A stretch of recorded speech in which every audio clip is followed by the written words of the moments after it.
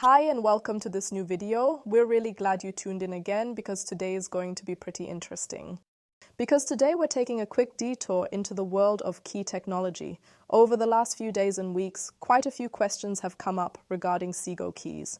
And that's why we're trying to answer all of them in this video today, so hopefully there won't be any questions left afterwards. And maybe the main question right off the bat, what are the flaps actually for? And that's very simple to explain because keys are always used when the tone holes are either too far away or simply too large. Then it's very practical to cover them with a key so that you simply have fewer problems reaching or sealing the tone hole.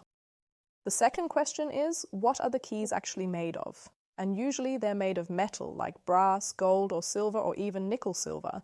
Nickel silver is an alloy made of copper, zinc and nickel. And as for our Sigo Bass keys, they are made of brass. With keys, there's one point you definitely should keep in mind, and that's that keys should always operate quietly. But of course, sometimes it can still happen that the keys make noise. And then it's important to understand when the key is making the noise and which part of the key the noise or noises are actually coming from. And to understand this better, we're now going to take a look at the structure of a key and especially the Sigo key. In order to show you the structure of a key as best as possible, I'll try to show you everything I'm explaining in the camera as well as I can. But at the same time, I'll display a few pictures next to me so you can see a close-up of what I'm talking about. And the first important part of a key is the touch piece. That's the part we actually press on a key. So in this case, it would be these two parts, as you can also see shown in the picture next to me. The second important part is the pad. That's the part that closes the tone hole. And you can also see that now in a picture next to me. And here again, let me show you. We are talking about these two caps, which are located on the flap or attached to the flap. And to show you this up close now, I have a loose flap right here. And you can see pretty well right here, this is the trigger in this case, and this is the lid. And the trigger and the lid are always connected to one another by way of these certain struts as well as a small tube. That means we can see right here we have the trigger, a small tube and also a strut, and then the lid itself is attached to it, which indeed closes the tone hole. And it's the exact same for the other key, which we still have on the Sigo Bass, for example. First the touch piece and second the key cup, connected by a small tube and a brace. Under the key cup is the pad. I'll show a photo of that now too, and I'll also show it to you up close on camera in just a second. The job of the pad is to simulate a soft fingertip and thus close the tone hole quietly and completely airtight. And I'm going to show you the whole thing from a closer perspective now. The pad looks like this, so it's basically just a white disc and it gets glued right into the key cup. And that is precisely how it ensures that it quietly and cleanly seals the entire tone hole. Then there are the springs, which always return the keys to their desired resting position. This can be open or indeed closed. For this, round springs or coil springs are mostly used, and for the Sigo Bass we use, for example, both types of springs. I'll show that in a photo in a moment so you can see it clearly. Also, with our Sigo Bass, there's an open and a closed key in the resting position. And last but not least, the question is, how are the keys actually connected to the instrument's body? And on the Sigo Bass, we solved this using little posts. I'll show a photo of that now too. There are two little posts for each key, and those are then connected to the body of the instrument. And I will demonstrate that for you very quickly in the camera. We have post number 1 here, post 2 sits up here, and it is the exact same on the other side. Right here we have got a post, and we also have another post up here, but just as I have said before, I am indeed going to show you a close-up of that as well. Maybe you just saw them a moment ago, and that's exactly how the keys are connected to the body on our Sigo Bass. And a quick but very important note, I'm showing you a photo right here where you are able to see the round spring that we use for our Sigo Bass. And if your flap maybe doesn't close quite right anymore or doesn't do what it is supposed to do, then it could possibly be due to the fact that the spring is no longer sitting correctly in the spring hook. You have probably seen in the picture, or maybe you can even still see it, that the spring sits inside a spring hook and is kind of hooked in there.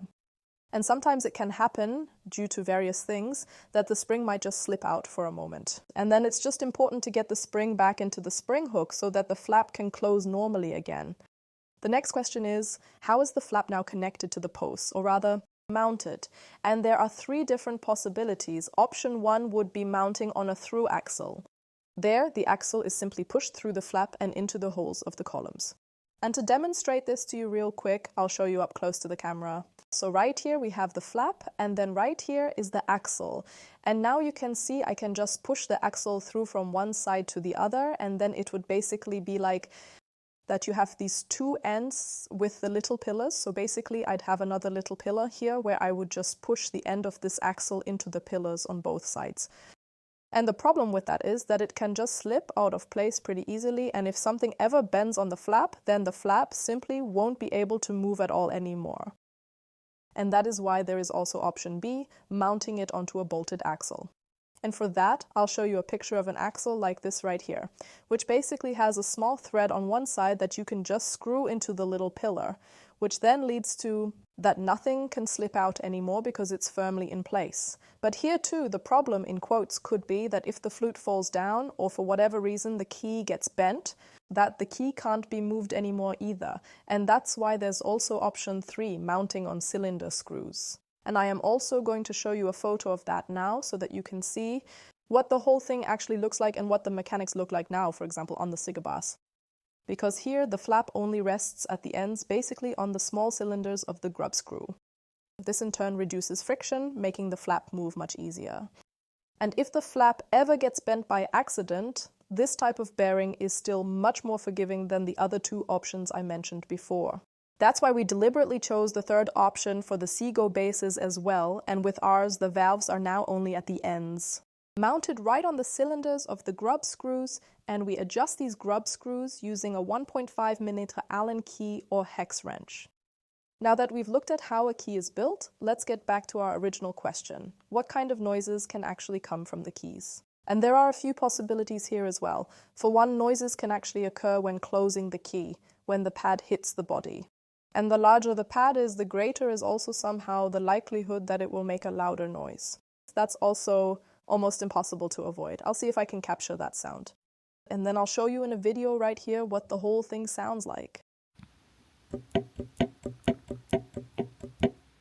And then noises can also occur when releasing the flap, and there are two different things to look out for. First, the key has a backstop that touches the body of the flute, so to speak, when the key is opened. I'll also show you a close-up of that now, and if so, there should always be a dampening element at this point, which basically ensures that the noise is either greatly reduced or simply no longer heard. And that same video I just showed you, you can see that now too. That's exactly what it looks like when you basically put a dampening element under this part that hits the body when you open the flap. And here we have it using the example of a Yamaha bass. But what can also happen is that you hear a rather metallic sound when releasing the key. And then it's usually because the key has too much play and it just needs a little adjustment. And there are a few possibilities. For one thing, with the Sigo Bass, for example, you can adjust the screws, meaning the grub screws that basically sit in the posts, and then with the cylinder in the key bushings, you can make adjustments right there. I'll show you that in a close-up in just a moment. That means you can loosen them a little bit or tighten them up. If the flap has too much play, then in this case just tighten them up a bit. But you also have to be careful. If you tighten them too much, the flap will stick. But I will show you that again in just a moment. But this readjustment can also be done by simply putting a bit of grease into these flap bushings, or with a little bit of oil, where the flaps are then simply being oiled. But how does the adjustment of the screws actually work? And there's important info on that. From July 2026, with every bass we ship, we'll include a 1.5mm Allen key, or rather, hex key with every bass we ship. That way you can easily adjust the screws yourself at home, however you like and whenever it's needed. And since the screws are secured with Threadlocker, you'll need to apply a little more force the very first time you turn them. However, the adhesive is really important because it makes sure that the screws can't just slip out. And since I assume that the Threadlocker we use in the workshop probably isn't found in any normal household, I'll briefly show you a photo of it. I just want to take a moment to quickly let you know that you can also I'll quickly show you a photo of the tube that works as an alternative. The whole point is that the glue cures, but not so hard that absolutely nothing can move anymore.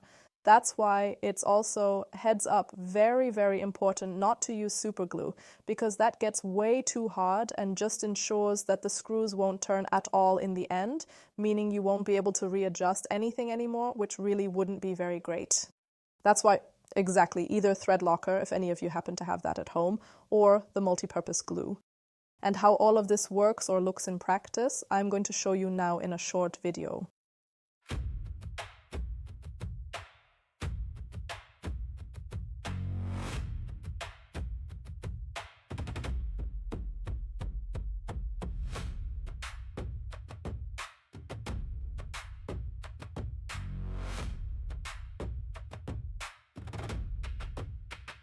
That is definitely everything for thread locking. And now I will show you another video so you can see what it looks like when a flap has too much play on the side.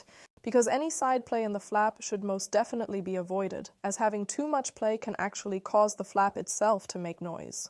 But if the flap has too little play, for example if the screws are tightened too much, then it causes the flap to get stuck and not open or close properly. So that means if the flap has too much play, we tighten the screws a bit. If the flap has too little play, we loosen the screws a bit. And what that looks like, I'm going to show you in a video now.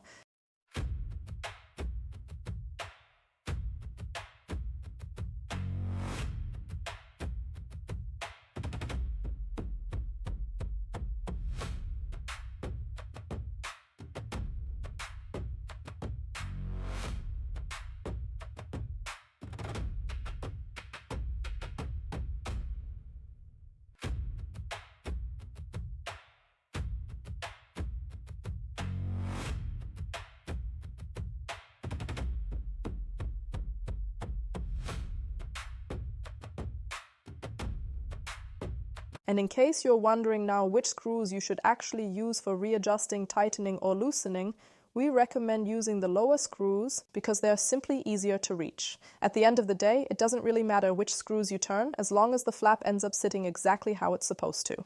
Meaning it doesn't have too much or too little play, but fits exactly as it should without making any kind of noise. And last but not least, there's the oiling of the keys, because that too can sometimes make sure the key makes less noise. There's a special key oil for woodwind instruments. I'll definitely put the link for that in the video description. Otherwise, I'm going to show you a video now on how to actually apply the oil.